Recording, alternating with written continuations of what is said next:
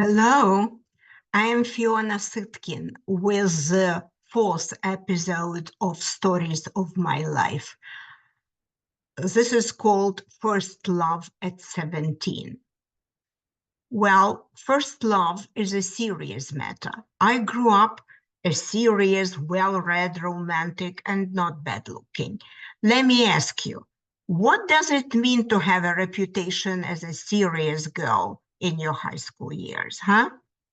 Practically for me, it meant that in our class, all three boys who planned to become sailors or marines made passes on me at different times. The cultural common sense is powerful, ingrained in people's mentalities. It dictated future seafarers to secure a reliable partner who would be faithfully waiting for them to return home from their travels. On my part, I had different ideas about my future, to become somebody myself, not somebody's support only. A conflict of interest, right? Nevertheless, things happen despite your best intentions. That's life. And I had fallen in love with one of those three boys, future sailors and Marines. His name was Valentine. Yes, Valentine. As a preamble, I need to say that I have been dreaming of love since I remember myself. Influenced by great world literature, I took after my mother in my love of reading.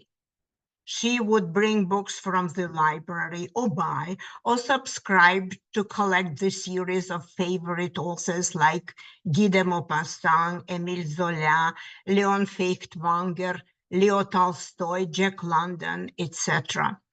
That's where my ideas of true love came from. I was reading these books most secretly, like eating a forbidden fruit. My mom thought I was way too young to read some of them.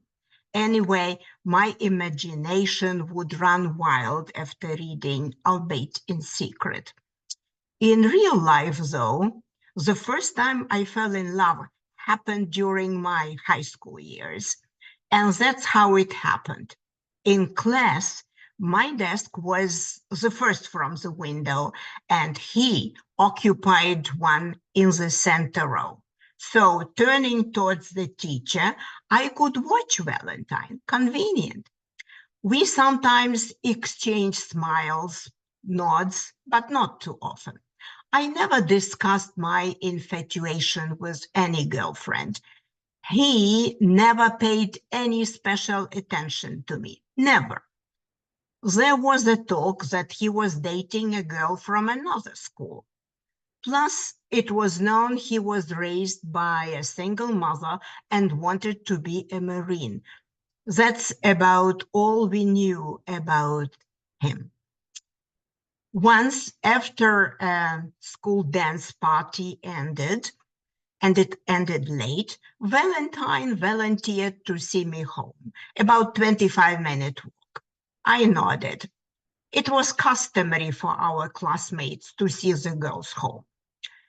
It happened in Uzhgorod, Transcarpathia, Ukraine, in spring, with apple trees in bloom as we walked the empty streets towards my home.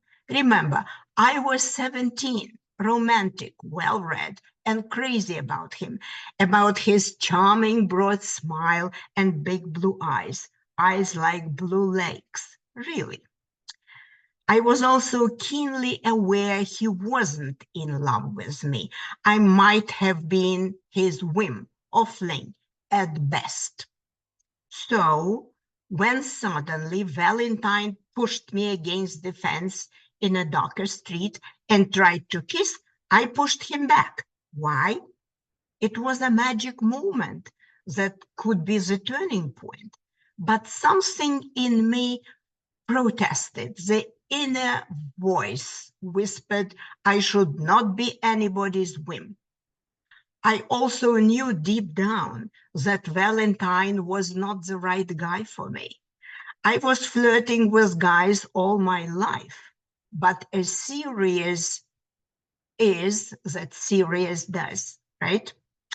At 17, I already knew in my heart who I was and what I wanted. I didn't want to get involved with him, nor did I want a temporary affair. Well, Valentine took it easy, my push, I mean. He took it easy. Okay, was all he said. Okay. And my infatuation, my puppy love, miraculously ended immediately at the same moment. He saw me home in silence. Bye-bye, full stop. But I do remember even now the apple trees in bloom, their scent in the air, the dark skies, and the feeling of the ground almost swimming under my feet, almost. What happened after I didn't kiss the guy who wasn't in love with me? What happened? After graduation, Valentine became a Marine. I became a university student, defended 2 PhDs, got a full professorship, became a Fulbright Scholar to America, an immigrant, and also a talk show producer, a happy wife, mother, and grandmother.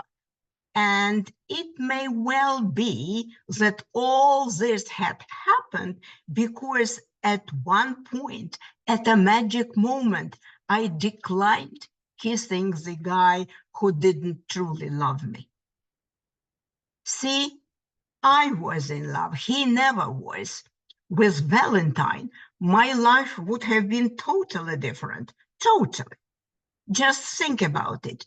A sudden, momentous decision. I wanted all or nothing, a big true love or no kisses, and then my life went my way. Later, I got my true love.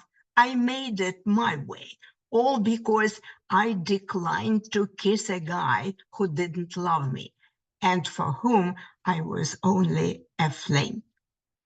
I hope it's a good story to remember.